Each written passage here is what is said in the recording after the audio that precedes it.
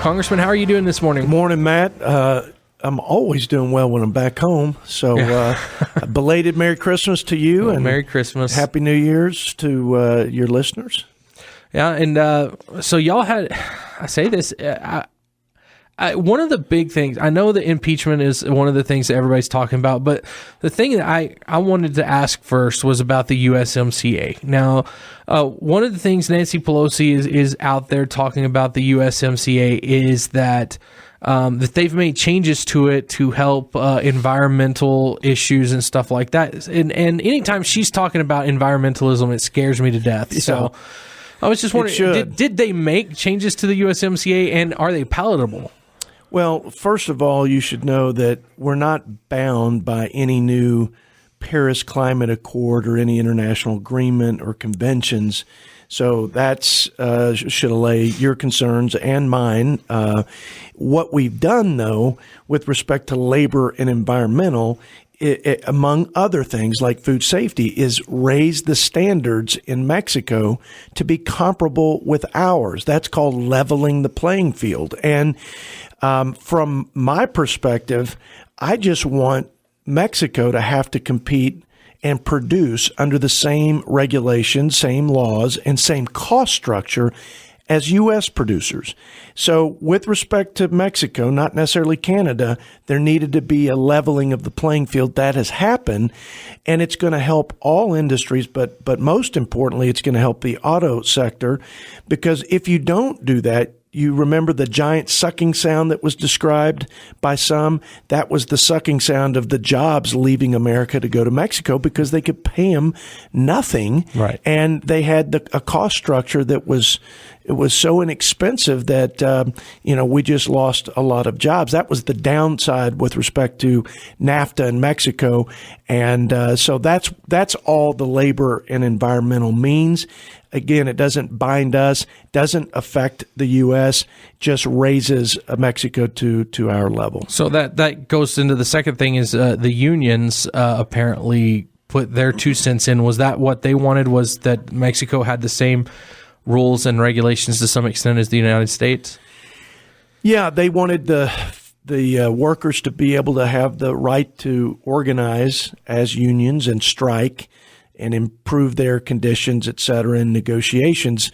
I'm not a big union guy. Right. I think I have my strong feelings about what unions have done to General Motors and other companies, great American companies.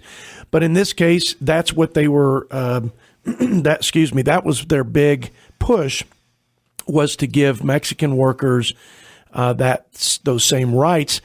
And then make sure that we could enforce them. The other debate was around enforcing some of these provisions, and I think the enforcement mechanism is fine. To me, if you can't enforce all the provisions of an agreement, then what good is the agreement? So I'm in favor of that, as long as it wasn't onerous, as long as you couldn't do surprise visits to American facilities, as long as you didn't create national labor relations boards, layers of bureaucracy run by unions. I mean, I was watching out for things that would be substantively different and cause problems in stateside, but I don't see any of that. I see this being much more a Republican conservative trade agreement, because Nancy Pelosi had no more room to negotiate, and she needed this to get votes from her moderate Democrats on impeachment. So she was in a corner.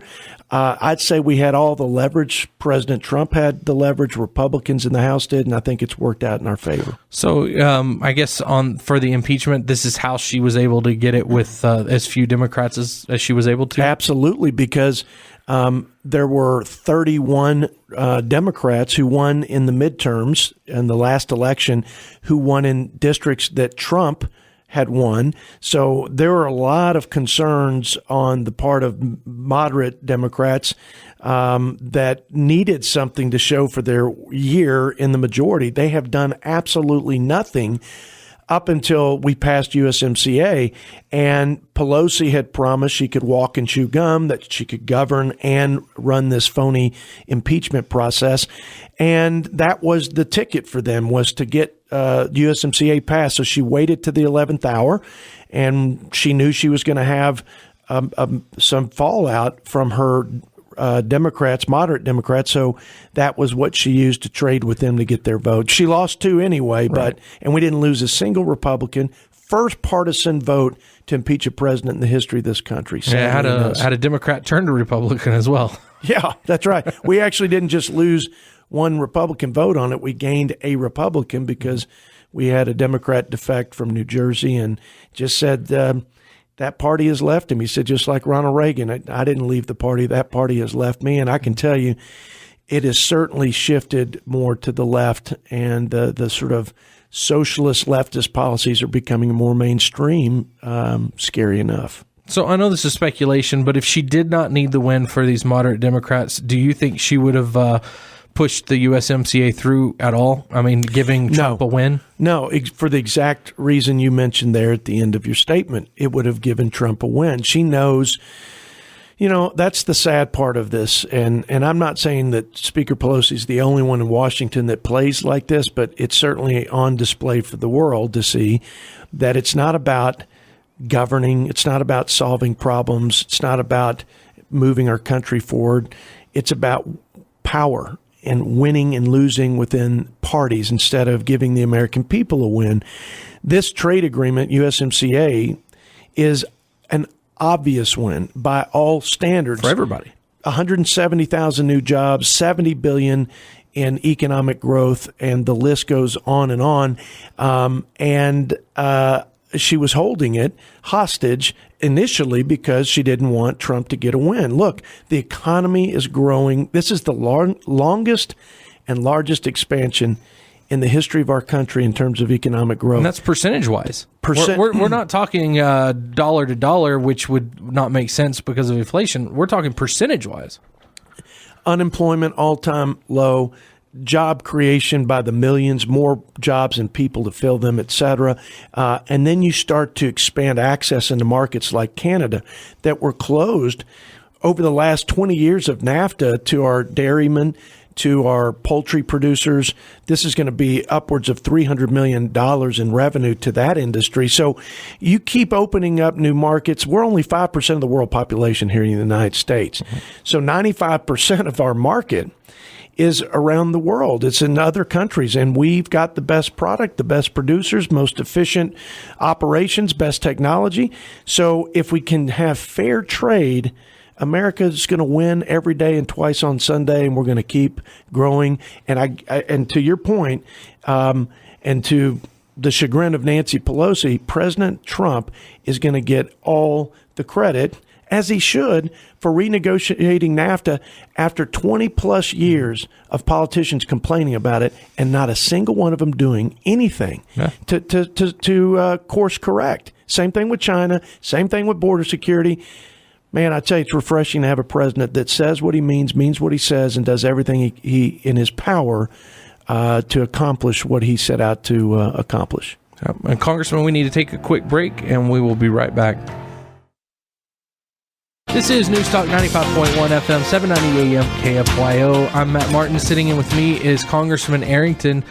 Congressman, we were talking about the USMCA, but I see what's happening over in England and the Brexit, and I just see opportunity for the United States as in the past we've been huge partners with England, and I feel like they kind of sold their soul to the EU to some extent, and now they didn't like how that turned out, so they're trying to get out of that. But I mean, to me, it opens up, I guess, free trade opportunities with England.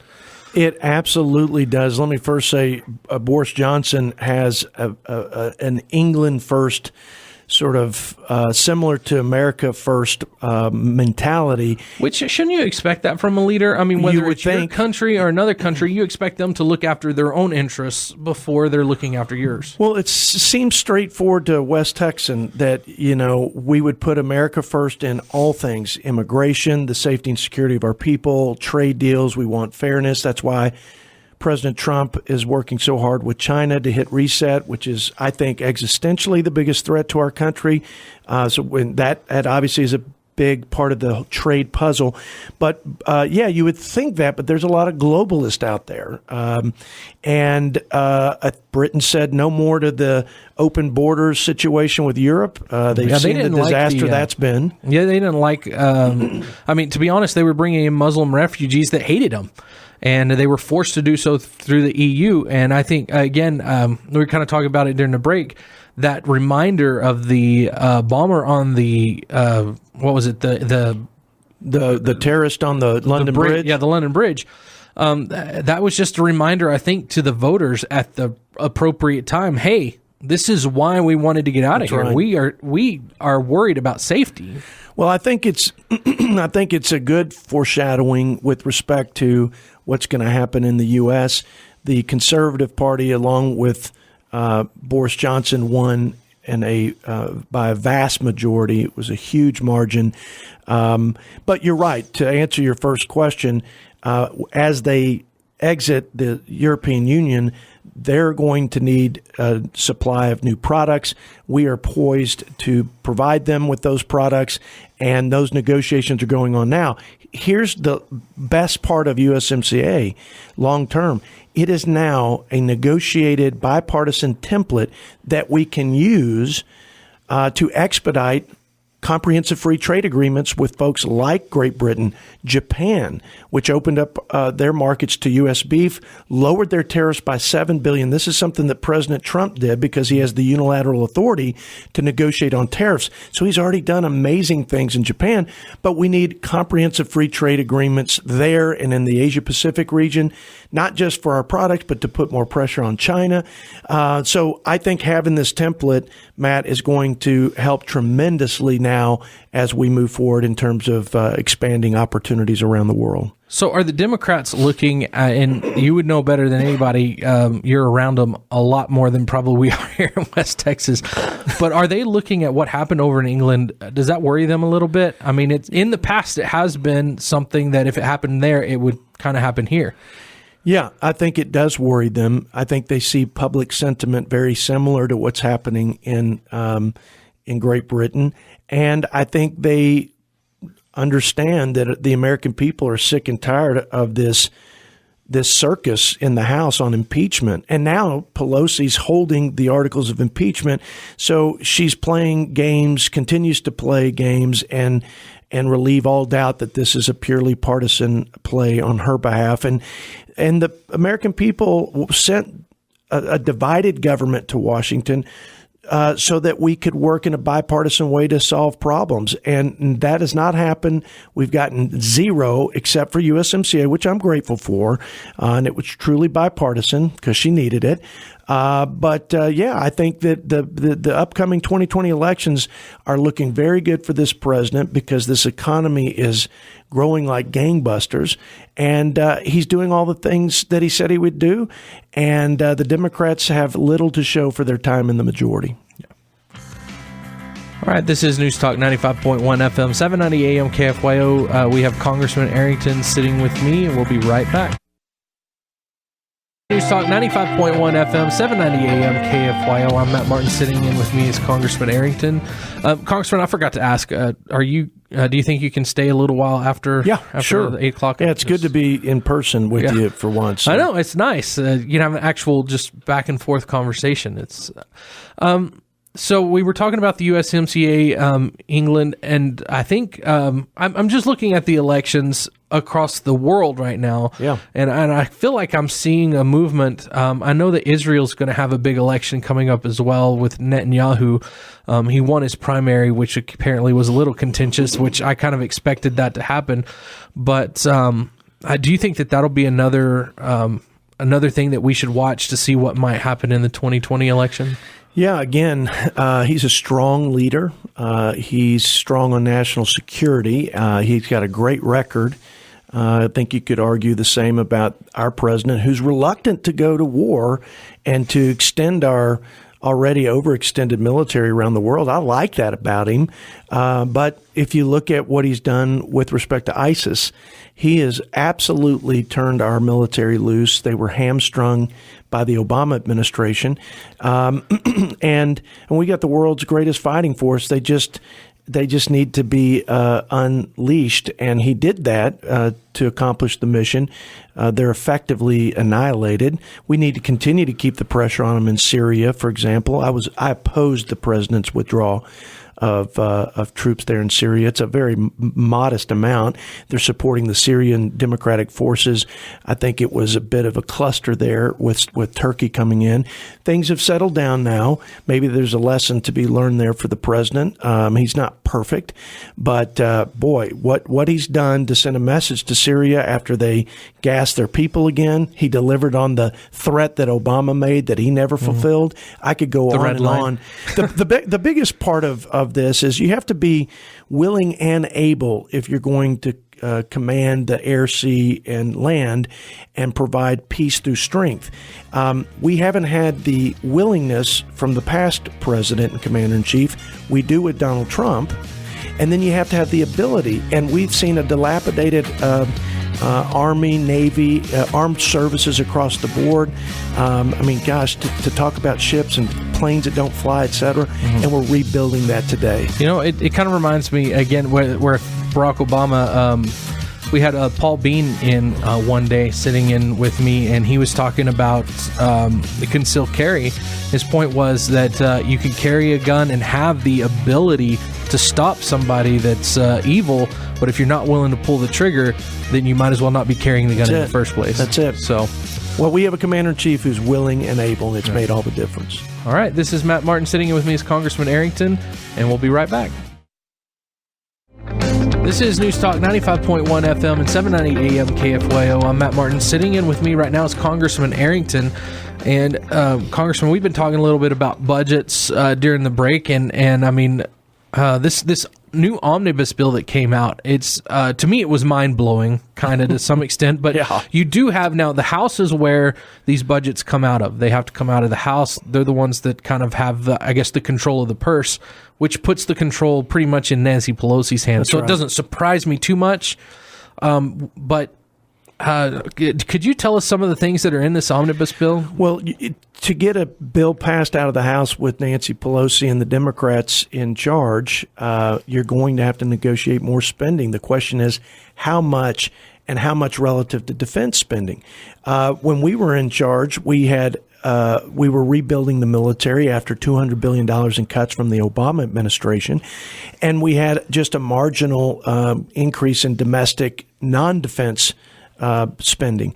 It's the opposite's true in this last bill. I voted against it because, first of all, on principle with respect to the process, this is a 2,313-page bill that they expected us to review within 24 hours and vote. Now, that's irresponsible, and I can't imagine a single member of Congress read that bill.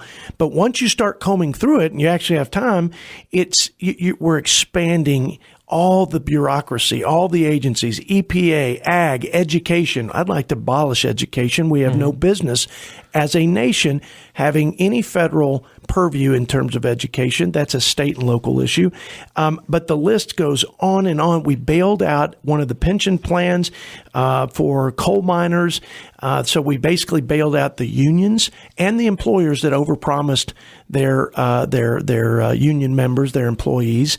Certainly something we have to do, but we've got to fix the structural flaws. There's $600+ billion in unfunded pension plans throughout the country, just on the federal side. If you look at state and local, $6 trillion. So it's a terrible precedent that we've set. I think Houston alone is almost $1 billion, isn't it? I don't know what Houston's, but if you add up Houston, it's been a while, and you add up all these other over-promised, over-leveraged states and localities, along with the multi-employer pension plans, you have $6 trillion in unfunded plans. You know who they're going to be looking to bail them out? Washington. And that means taxpayers. We're already at $23 trillion in debt. We're now over $1 trillion in annual deficit spending. It is horrible, the position that we're putting our children and grandchildren in this country. Now, as far as pensions are concerned, I think most private industry has gone completely away from pensions altogether and gone into more of retirement. Right. But it's kind of only the governments that are holding on to the pension plan. It's the union negotiated retirement plans and the government. by the way, that we also, in this recent omnibus package, gave 12-week paid family leave for all federal employees. We also gave the largest pay increase for federal employees in a decade. So millions of dollars for the Center for Disease Control to study gun violence. Yeah, I remember that. You remember Senator Cruz did a little video vignette about all of this. I mean, I'm just telling you, the slippery slope of debt and deficit spending is going to put our children in the poorhouse when the chickens come home to roost. This debt is really a deferred tax on our children. Someone's going to pay it. We may not, or some of the older guys that are in Congress may not. But when the crisis hits, you're not going to be able to put the pieces together again, and you can forget farm bills. You can forget defense spending. All bets are off. Because we'll be in a world of hurt over here. So I guess the liberals have been trying for a very long time, probably 20 years, to get gun violence put in the purview of the CDC, because they're saying it's a disease that needs to be stopped, I guess, or something like that. But I mean, what business does the CDC have being in that? I mean, how do they connect the dots? I guess it's I guess they would argue it's a safety issue, human safety, but to me, it's an issue of fundamental freedom. Has no business. It's a political issue. Let's be clear. This is a Democrat wish list that got in the omnibus. The bureaucracy is not in the favor philosophically of protecting our fundamental rights and reining in the federal government. It's quite the opposite. The vast majority are liberals and some are leftists, and I wouldn't trust the CDC with millions of dollars to study anything outside of what's in their mission. Well, on top of that, what you're going to probably see is something very akin, I would think, to the climate change, where you're going to get the science is already in. We already know everything.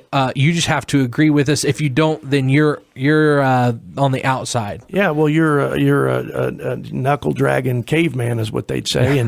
And the fact is, the climate's changed for years. Mm-hmm. The pollutants that we can actually measure, okay, where there's a direct correlation to the pollutants in the air and in the water, et cetera. The 6 key pollutants have gone down by 70% since the 1970s. And so we can measure the fact that we lead the world in cleaner air and water. We've actually had greenhouse gases come down, carbon has come down, and this isn't because of government command and control regulations, because of innovation. It's the free enterprise system has found ways to be better stewards while we're developing our natural resources. You can't have the world's greatest economy. You cannot have the land of opportunity without the underpinnings of an abundance and affordable energy. And the ocean of shale gas has been a game changer for the United States. And we're at the epicenter here in West Texas. But by the way, the largest investment in climate change research was also put in the omnibus. So we've got a long list of I would call them poison pills, right, but there's certainly things that I think are not in the best interest of our country going forward. Yeah. And so as far as that, I just was going to ask, has China really done anything at all to try to do, honestly, anything in the environment? I mean, it seems like they're the number one polluter in the world. And I know that people say per capita that the United States is, but I mean, they love to use that. But the fact is that China, they can't even breathe over there some days. So are they doing anything at all? Well, remember the Paris Climate Accord, which I introduced legislation to affirm the president's decision to get out from under it. It gives China and India pass. It actually subsidizes India. Calls them third world countries, right? Well, that's what they'd like to claim, and they'd like to convince people that China is, by World Trade Organization standards, still, quote, a developing nation, which is why they get benefits and privileges of being able to subsidize their industries, which puts us at a major disadvantage to them, which is one of the reasons the president is still pushing back for a reset with China in terms of trade and using these tariffs. So, but no, they are, you could wipe out, the United States leads in carbon reduction, in greenhouse gas reduction, and overall pollutant reduction. But you could take us out of the equation altogether.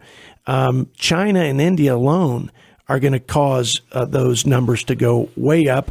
And the Paris Climate Accord did nothing to them. But if we abided by it, it would have destroyed our economy. Millions of jobs would have been destroyed on account of, and billions to this economy on account of that terrible international agreement. Yeah.